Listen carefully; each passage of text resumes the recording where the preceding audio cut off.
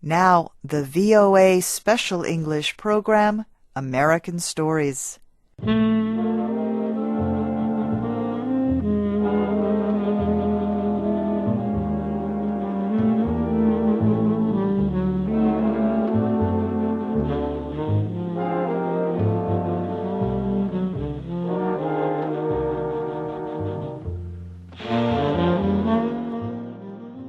We present the short story, The Ransom of Red Chief, by O. Henry.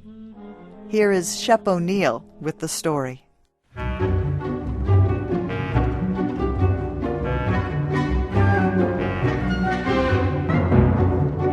It looked like a good thing. But wait till I tell you. We were down south in Alabama, Bill Driscoll and myself, when this kidnapping idea struck us. There was a town down there as flat as a pancake and called Summit. Bill and I had about $600. We needed just $2,000 more for an illegal land deal in Illinois. We chose for our victim the only child of an influential citizen named Ebenezer Dorset. He was a boy of 10, with red hair. Bill and I thought that Ebenezer would pay a ransom of $2,000 to get his boy back, but wait till I tell you.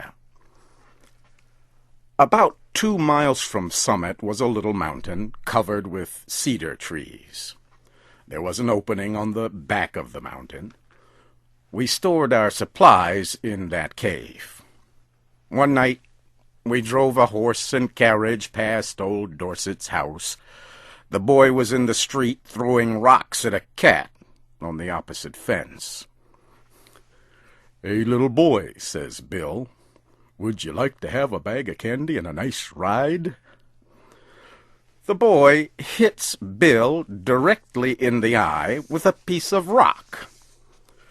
That boy put up a fight like a wild animal, but at last we got him down in the bottom of the carriage and drove away.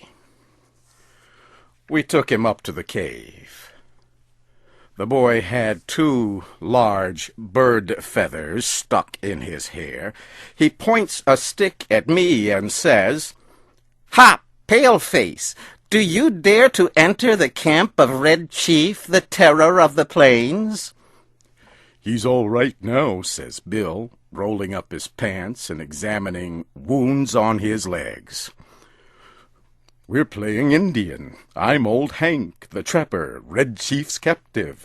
I'm going to be scalped at daybreak by Geronimo. That kid can kick hard."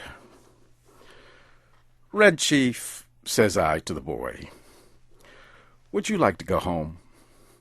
"Ah, what for?" says he. "I don't have any fun at home. I hate to go to school. I like to camp out." "You won't take me back home again, will you?" "Not right away," says I. "We'll stay here in the cave for a while." "All right," says he. "That'll be fine. I never had such fun in all my life."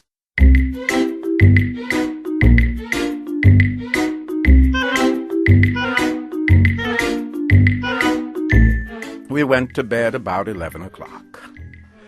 Just at daybreak, I was awakened by a series of terrible screams from Bill. Red Chief was sitting on Bill's chest with one hand holding his hair.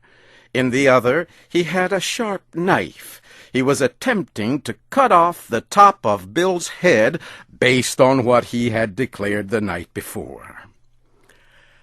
I got the knife away from the boy, but after that event, Bill's spirit was broken. He lay down, but he never closed an eye again in sleep as long as that boy was with us. "Do you think anybody will pay out money to get a little imp like that back home?" Bill asked. "Sure," I said. "A boy like that is just the kind that parents love. Now, You and the chief get up and make something to eat, while I go up on the top of this mountain and look around. I climbed to the top of the mountain. Over toward Summit, I expected to see the men of the village searching the countryside, but all was peaceful. Perhaps, says I to myself, it has not yet been discovered that the wolves have taken the lamb from the fold. I went back down the mountain. When I got to the cave, I found Bill backed up against the side of it. He was breathing hard, with the boy threatening to strike him with a rock. "He put a red-hot potato down my back," explained Bill, "and then crushed it with his foot. I hit his ears. Have you got a gun with you, Sam?" I took the rock away from the boy and ended the argument. "I'll fix you," says the boy to Bill. "No man ever yet struck the Red Chief but what he got paid for it. You better be careful." After eating, the boy takes a leather object with strings tied around it from his clothes and goes outside the cave, unwinding it. Then we heard a kind of shout.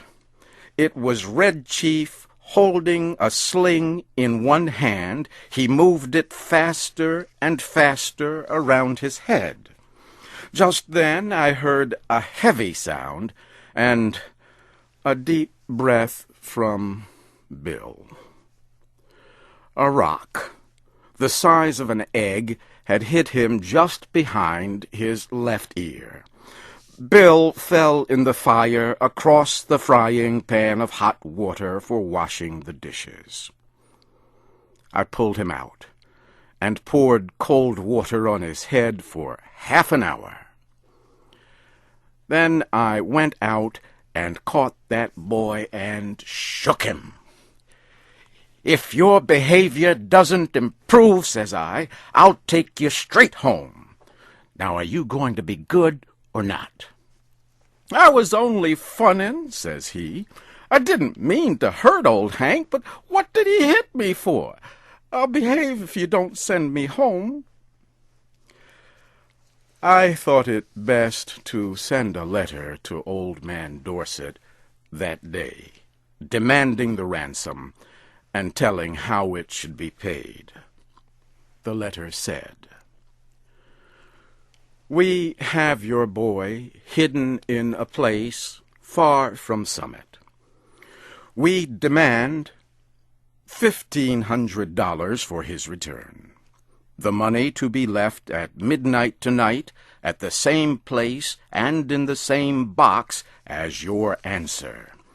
If you agree to these terms, send the answer in writing by a messenger tonight at 8:30. After crossing Owl Creek, on the road to Poplar Cove, there are 3 large trees. At the bottom of the fence, opposite the 3rd tree, will be a small box. The messenger will place the answer in this box and return immediately to Summit. If you fail to agree to our demand, you will never see your boy again. If you pay the money as demanded, he will be returned to you safe and well within 3 hours." I took the letter and walked over to Poplar Cove. I then sat around the post office and store. An old man there says he hears Summit is all worried because of Ebenezer Dorset's boy having been lost or stolen. That was all I wanted to know. I mailed my letter and left. The postmaster said the mail carrier would come by in an hour to take the mail on to Summit.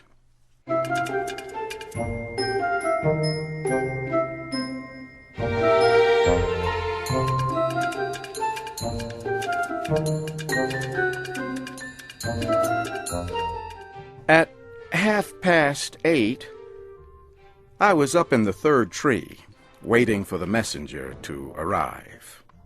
Exactly on time, a half-grown boy rides up the road on a bicycle.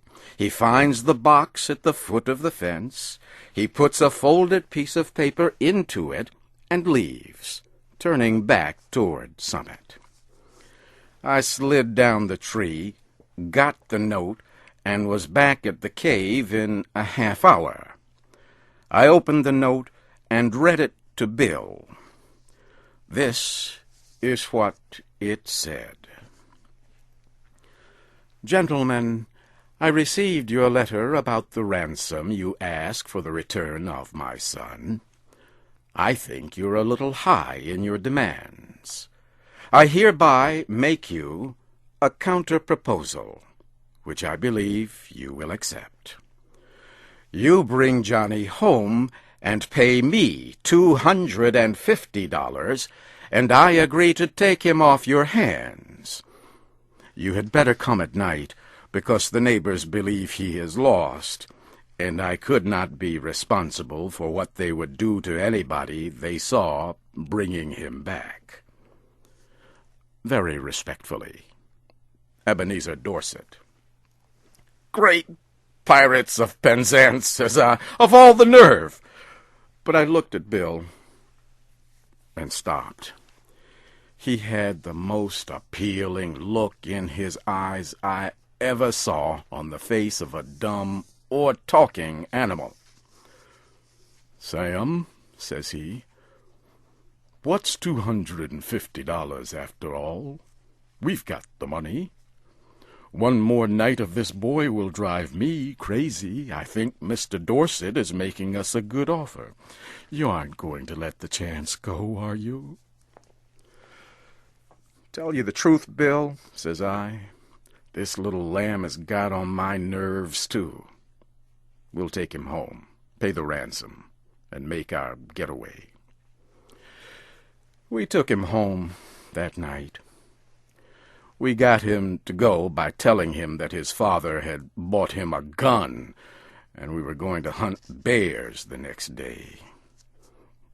It was 12 o'clock when we knocked on Ebenezer's front door. Bill counted out $250 into Dorset's hand. When the boy learned we were planning to leave him at home, he started to cry loudly and held himself as tight as he could to Bill's leg. His father pulled him away, slowly. How long can you hold him? Asked Bill. I'm not as strong as I used to be, says old Dorset. But I think I can promise you 10 minutes. Enough, says Bill. In 10 minutes, I shall cross the central, southern, and middle western states and be running for the Canadian border. And as dark as it was, and as fat as Bill was, and as good a runner as I am, he was a good mile and a half out of Summit before I could catch up with him.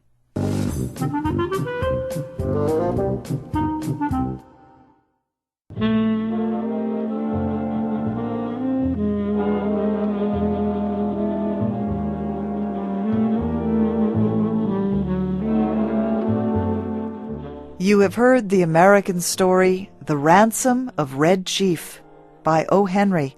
Your storyteller was Shep O'Neill. This story was adapted into special English by Shelley Gullist. It was produced by Luan Davis. Listen again next week for another American story in VOA Special English. I'm Faith Lapidus.